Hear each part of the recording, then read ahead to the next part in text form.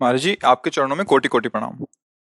महाराज जी, कई साल वीर्यनाश करके मानसिक रोग से ग्रसित हो चुका हूँ। पिछले 5 महीने से वीर्यनाश नहीं किया है, फिर भी नकारात्मक सोच नहीं जाती। महाराज जी, जोशी ने बताया कि सब शनि और राहु का प्रभाव है। महाराज जी, कोई शनि राहु का प्रभाव नहीं।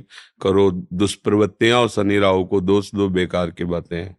कोई किसी को सुख दुख नहीं देता, हमारे आचरण ही हमारे को दुख देते हैं। पक्की बात समझ लो। बोले वो अमुक ने उसको पीटा, राज कर्मचारी आपकी सुरक्षा के लिए हैं, लेकिन जब आप असत आचरण करेंगे तो पीट के जेल में डाल देंगे। ये राज कर्मचारी हैं। शुक्र, शनि, राहु, केत, ये सब राज कर्मचारी हैं। असद आचरण वालों को जलाते हैं, दंड देते हैं, और सदाचरण वालों को, चाहे जिस नक्षत्र पे बैठे हो, चाहे ग्रह पर किसी भी बैठे हो, ये सदैव अनुकूल रहते हैं। ये भगवत पार्षद कोई ऐसे वैसे नहीं है। करो अस्त मैथुन और शनि साढ़े चढ़ा हुआ है, इसलिए ऐसा होता है। बेवकूफी वाली बातें बच्चा है। अभी अवस्था है तुम्हारी वीरपात करने की। गेहूं की फसल तैयार हो रही है, गलेत पे हो। गलेत माने होता है दाना अभी पड़ रहा है, और आप उसको काट लो तो ना भूसा होगा ना दाना होगा, व्यर्थ जीवन चला जाएगा। कम से कम 20-22 वर्ष तक ब्रह्मचर्य का पालन करो, फिर गृहस्थी में जाओ। संतान तेजस्वी होगी, देशभक्त होगी, माता पिता की भक्ति कर। ये क्या है? उद्दंडता बच्चा, ये कहीं भी सुख प्रदान करने वाली नहीं। ज्योतिषाचार्य, दुनिया के आचार्य सब उसी परम पिता परमात्मा के ज्ञान को ही बता रहे हैं। जो सही माने में ज्योतिषाचार्य हैं, वो सबसे बड़ी ज्योतिष ये है कि भाग्य विधाता हमारे कर्म हैं। अवश्य में भोक्तव्यम कृतम कर्म शुभाशुभम। ठीक अपने कर्म कर लो, कोई तुम्हें बिगाड़ दे तो मैं बताना। हमारे कर्म पूर्व के या वर्तमान के, वही हमारी दुर्गति करते, दूसरा कोई सृष्टि में नहीं। को न काहू के सुख को दुख कर दाता, निज कृत कर्म भोग सुन भ्राता। बिल्कुल सिद्धांत समझ। अभ्यास गलत किया है, कोई भी देवता तुम्हें नहीं बचा सकता। गलत अभ्यास किया है, अपना नाश स्वयं कर रहे हो, किसी देवता या किसी का दोष नहीं। काले कर्म ईश्वर मिथ्या दोष लगाए। ये आचरण गंदे बंद करो बच्चा। नाम जप करो, सात्विक आहार करो, आधा घंटा दंड बैठक मारो, व्यायाम करो, दौड़ो, अभी सब ठीक हो जाएगा। अरे पीछे गलती, यद्यपि ये गलती ऐसी पूरे जीवन भर भोगना पड़ता है, क्योंकि बाल्यावस्था का वीरपात बिल्कुल जीवन को नष्ट कर देता है। इसीलिए बालकों को गुरुकुल में रखा जाता था, चाहे वो राजकुमार हो चाहे किसी का बालक हो। वहां वो एक साधुता से जितेंद्रीय होकर के फिर गृहस्थ धर्म में जाता था। 10-20-50 वर्ष गृहस्थी में रहा, कुछ उसका बाल बाका नहीं हुआ, फिर वो विरक्त होकर के आंतरिक, फिर वो जितेंद्रीय होकर के परमात्मा को प्राप्त कर लिया। आज हमारी बाल्यावस्था से मोबाइल का संग है, गंदे बच्चों का संग है, अब ये गंदी आदतें हो गई, सर्वनाश हो गया। अब सोचो, ये अवस्था तुम्हारी चिंता सुख से ग्रसित होने की है, आनंद में उमगने की है। अभी नौ किशोर अवस्था है, ये तो मस्ती वाली, क्योंकि मस्ती हटा दी, अब रह क्या गया जीवन में। ये जो लोग समझते हैं ना कि जैसे खून निकलवा लो तो खून बन जाता है, बहुत गलत बात है। वो दान देना, वो महीने में वो बात एक अलग है, लेकिन सप्तम धातु वीर एक मन शुद्ध सात्विक पौष्टिक अन्न के बाद एक बार के लिए तैयार होता है। और यहां बच्चे खिलवाड़ में 2-2 3-3 बार रोज। अब क्या होगा? उनका हड्डियों तक की सामर्थ्य नष्ट हो जाएगी, कुछ दिनों बाद देखना बंद हो जाएगा, ऐसे चौंधियाने लगोगे, खड़े होने में चक्कर आएगा, कमर दर्द करेगा, पैरों में टूटन बनी रहेगी, दिमाग में टेंशन बनी रहेगी, पढ़ोगे तो कुछ याद नहीं रहेगा, स्मृति नष्ट होने लगेगी, एक नास्तिकता छा जाएगी, फिर ये जीवन भार लगेगा, फिर नशा में उतर जाओगे, फिर तो बस गए, फिर गए। तो अब कौन मानता है संत महात्माओं की बातों को? समझाता है तो साधु महात्मा है तो अब अलग बात करते हैं। नहीं, हर बहन भाई को 20 वर्ष तक नियम पूर्वक ब्रह्मचर्य रहना चाहिए। ये जो व्यवहार चला है, अब क्या है कि कुछ भी बोलो तो जबान पे लोग अंकुश की, वो तो ऐसा बोल रहे। ये जो मोबाइल की सुविधा और उसमें सब गंदी बातें देखना, अब आप पढ़े लिखे हो, सर्च करो, सब आ जाएगा। ये जीवन का नाश कर देने वाली बातें हैं बच्चों के। माता पिता को इन पे सावधान रह करके अंकुश करना चाहिए, क्योंकि वो इस समय उन्मत्त हैं बच्चे, उनको वास्तविक सत असत का ज्ञान नहीं है। तो वो अपना ही अहित करने के लिए अपना सुख समझते हैं, अपना अहित कर रहे हैं, अपना सुख समझ रहे हैं। ये तो कहो भगवान की आपके ऊपर कृपा है जो आप हिम्मत करके अपनी बात यहाँ कह रहे हो। पर फिर भी अबलो नशानी अबना नशे हो, सावधानी से चलो। पर हम जो कह रहे हो मानो, आधा घंटे व्यायाम निश्चित करो, सबको करना चाहिए, चाहे स्त्री शरीर हो चाहे पुरुष शरीर हो। एक बार शरीर को बहुत एक्टिव करना चाहिए। ये शरीर हम नहीं है। जैसे आप मोटरसाइकिल सुबह सुबह आप बैठो, तो पहले क्या करते हैं, हाई रेस में डाल करके उसको एकदम गर्म करते हैं ना, सब खुल जाए। अब चलो ऐसे हाई रेस में इसको लाओ, 10-15 मिनट दंड बैठक, व्यायाम, प्राणायाम, आसन आदि के, फिर अपनी दिनचर्या करते हो तो आप संयमी रहोगे, आपके प्राण पुष्ट रहेंगे, आपका अन्न पचेगा, कोई भी चोट आदि बहुत कम मात्रा में आपको कष्ट देगी। हर बीमारी से लड़ने के सामने, अब यहाँ सुबह 10 बजे तक सो रहे हैं, व्यायाम क्या करेंगे, प्राणायाम क्या करेंगे, आसन क्या करेंगे? सूर्य जिसके सोने पर उदय हो गया उसकी आयु, बुद्धि, श्री, कांति सब क्षीण हो जाती। कौन मानता है? रात्रि के 2-2, 3-3 बजे तक जगना और सुबह 10-11 बजे तक सोना, ये दिनचर्या है। तो हमारी राय है सात्विक भोजन कीजिए और व्यायाम कीजिए। करते हो व्यायाम? है? हाँ, कभी ये कोई ऐसा तो, और कभी कभी जो व्यायाम करते हो बीमारियों का निमंत्रण देते हैं।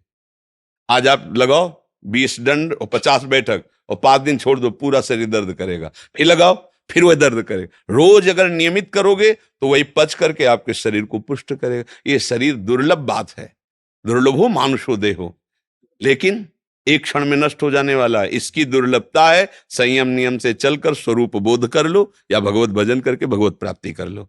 अगर ये नहीं तो फिर क्लेश ही क्लेश, अशांति ही अशांति है। अभी सावधान हो जाओ। बिगड़ तो गया, अब ये नहीं कह सकते कि अभी कुछ नहीं बिगड़ा, बिगड़ गया।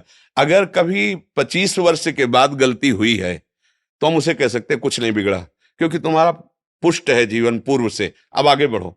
लेकिन बच्चापन से ये जो रोग लग रहे, 13-14 वर्ष का बच्चा है और उसकी हालत ये है कि उसे वैद्य के द्वारा औषधियां दिला करके उसे ठीक करने की चेष्टा कर रहे हैं। क्या हुआ? ये 13-14 वर्ष की अवस्था, इसमें तो उधर वृत्ति ही नहीं जानी चाहिए, मस्ती होनी चाहिए, एक अलौकिक मस्ती। ये किशोर अवस्था है, पर आचरण और संग ऐसे हो गए कि अब कैसे कहें। सात्विक आहार करो, व्यायाम करो और थोड़ा भगवान नाम जप करो। माता पिता के चरण छूते हो? नहीं, माता पिता के चरण नहीं छूना, माता पिता की अवहेलना करना, कहां से बुद्धि आएगी? अपने बुजुर्गों को प्रणाम करना, संतों को प्रणाम करना, माता पिता, रोज बुद्धि शुद्ध होती है। प्रातः काल उठ के रघुनाथा, मात पिता गुरु नाम ही माथा, तो ये सब लिखी बातें रह गई। नए नए बच्चे हाय हेलो शुरू है, मिलेंगे तो क्या कहे, पहले कहते जयराम जी की, नहीं गांव में कहते थे राम राम भैया, राम राम कहते, अब क्या कहते, हाय तुम्हारा दुर्भाग्य हमारा दुर्भाग्य। ले बच्चे नहीं कहते हाय, हाय जानते हो कब का, हाय ये हो गया, मतलब बुरे को कहते हाय, और यहाँ शुरुआत में भी कहेंगे कि हाय कि हमारा तुम्हारा दोनों का दुर्भाग्य है हाय। और पहले कहते राम राम, तो वो भी बोले राम राम भैया राम राम, 4-6 बार नाम हो गया, कितना मंगल नाम हुआ। पहले नाम रखे जाते थे, राम कुमार, शिव कुमार, कृष्णदास, ऐसे। और अब क्या नाम, गप्पू लप्पू, जब तक क्या नाम, मतलब उनका कोई अर्थ नहीं, कोई महत्व नहीं। ये माया का खेल बड़ा विचित्र है, फंसाता चला जा रहा है ऐसी जगह जहां कहीं भी। अरे नारायण नाम पुत्र का रख दिया तो उसको भगवत प्राप्ति हो गई। अंतिम समय याद आ गया पुत्र की और बुलाया नारायण, तो भगवान के पार्षद आ गए, कथा है, बचा लिया। अगर हम परिवार में भगवान नाम रखें, थोड़ा नाम कीर्तन करें, भगवत चर्चा करें और बच्चों को बैठाल के संकोच न करें। माता पिता को चाहे, एक हम जानकारी के भक्त, वो अब संन्यास ले चुका है बच्चा, उसकी माँ ऐसे समझाती जैसे मित्र से कि देखो बेटा तुम जवान हो रहे हो, तुम्हारा मन ऐसे भोगों की तरफ जाएगा, ऐसी ऐसी क्रियाएं भोगों की होती हैं, क्या तुम शुरू कर दिए? तो उसका नहीं मम्मी। क्या क्या तुम्हारे मन में ऐसा आता है? आता तो है, बिना हमारे, हम तुम्हारे मित्र भी हैं, तुम्हारी माँ भी है, बिना हमारी अनुमति के तुम ऐसा आज वही सन्यासी है।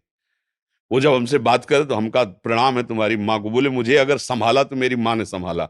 मतलब बचपन से बैठाल कर हमको सारी बातें बताती रही कि ऐसी ऐसी गलतियां होती, ऐसी ऐसी बात होती, तुम्हारे अंदर तो नहीं, तुमका इच्छा है पर अभी नहीं है। आज उसने उसको सन्यासी बनाकर खड़ा कर दिया, भगवत मार्ग का पथिक बना दिया। मंदालसा ने अपने चारों पुत्रों को ब्रह्मबोध करा दिया। माता पिता का प्रथम रोल होता है।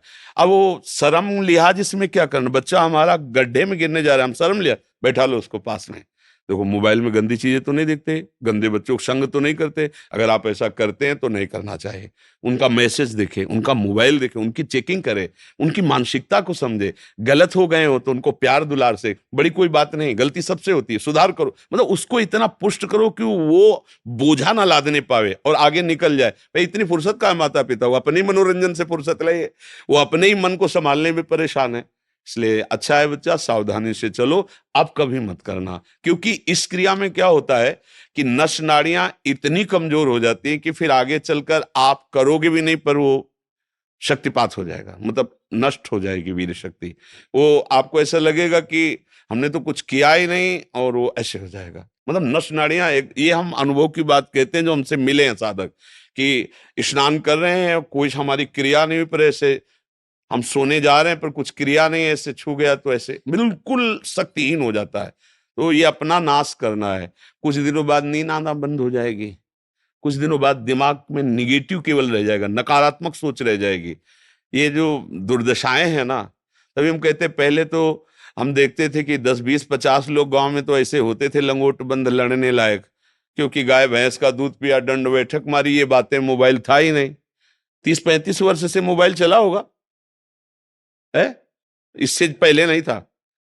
पहले वो ऑफिसरों के पास वो बड़ा बड़ा होता था, नहीं तो हमने ये मोबाइल नहीं देखा 30 35 वर्ष। तो वो ये सब था नहीं गांव में, कभी किसी एक के यहाँ टीवी हो तो हो, नहीं तो टीवी, बिजली ही नहीं थी तो टीवी है वो बैटरी से भले वो रामचरित जो चला था ना, तब गांव में छोटी छोटी टीवी लाए। बड़ा शुद्ध जीवन। हमें लगता है शरीर समस्त सदगतियों का हेतु बनता है।